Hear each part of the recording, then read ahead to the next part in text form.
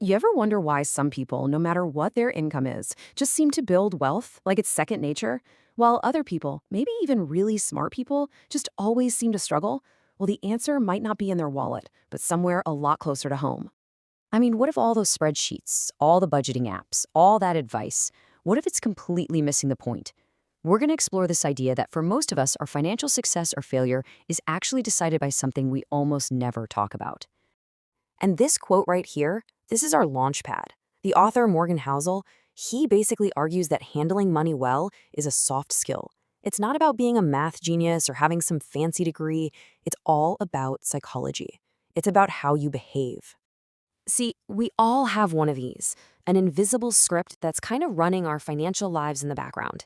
It's this whole set of unconscious rules and gut feelings about money that we learned way, way before we ever made our first dollar. Think about this for a second. There was this huge study that found a whopping 70% of families lose their wealth by the very next generation. 70%.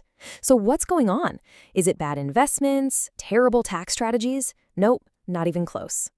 What the study actually found was that 60% of those failures came down to a breakdown in family communication and trust, and another chunk was just because the heirs were totally unprepared.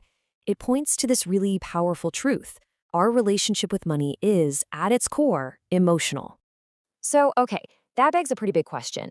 Where does all this emotional programming about money even come from? Well, for pretty much all of us, the seeds were planted back in childhood, when our brains were forming these deep, sticky beliefs about what it means to be safe and what scarcity feels like.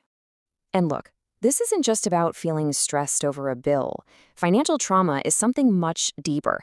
It's a real physical response that literally rewires your brain when money-related stuff, especially when you're a kid, feels like an actual threat to your survival. Just think back for a second. Does any of this sound familiar from your childhood?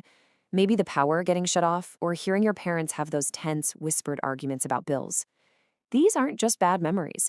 They were moments that taught your nervous system that money is tied directly to danger, to instability, and even to shame. And you can draw a perfectly straight line from those experiences back then to how we behave as adults today. You know, if your parents fought about money, maybe you just completely shut down whenever your partner brings it up. If the lights went out, maybe you feel this intense compulsion to pay every bill the second it lands in your inbox. These aren't character flaws. They're old survival programs still running in the background. Okay, so here's where it gets really fascinating. Let's look at how these experiences didn't just stay in your memory, they physically changed the architecture of your brain. This is where neuroscience crashes right into your bank account. So first up, meet your amygdala. This is the ancient reptilian part of your brain. It's basically your own personal alarm system, and its only job is to scan for threats and keep you safe. Now, here's the problem. Your amygdala is old technology. It can't tell the difference between a tiger hiding in the grass and a notification that your bank balance is low. It reacts to both with the exact same level of panic, flooding your body with stress hormones and pushing you to make impulsive, short-term decisions like panic selling stocks. But then, on the other hand, you've got this other key player, the prefrontal cortex. This is the sophisticated, modern part of your brain. Think of it as the CEO in the boardroom. It's in charge of logic, long-term planning, and impulse control. So when your amygdala sounds that 5-alarm fire, it hijacks everything. It basically stages a coup. Blood flow and resources get diverted away from your prefrontal cortex. Your CEO gets locked out of the room. Right at the moment you need calm, rational thinking the most. Your ability to think long-term just plummets.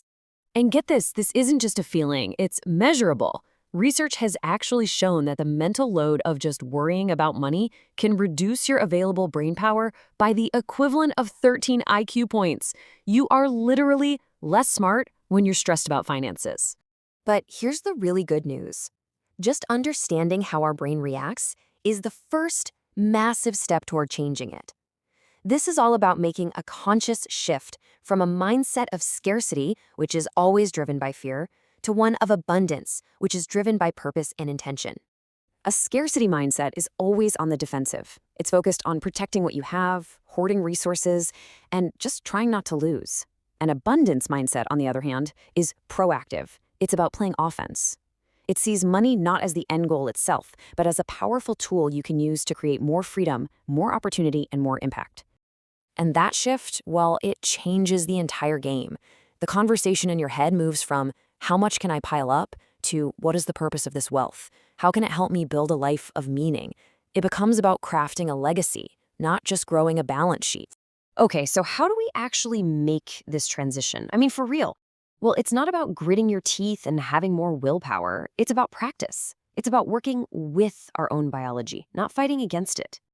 Before you can even think about accessing that rational brain of yours, you have to quiet down the amygdala's fear response. And these simple, body-based techniques are so powerful. They send a direct signal to your nervous system that says, hey, right here, right now, you are safe. That allows your prefrontal cortex, your inner CEO, to come back online. So once you're calm, once you're grounded, then you can start to do the deeper work. And a really powerful way to do this is to actually create a family mission statement, a real document that spells out the purpose of your wealth and acts as a North Star for every financial decision you make. And this framework is just brilliant in its simplicity. First, you define your core family values. Then, you clarify the purpose of your wealth. What's it for? And finally, you decide on the reach.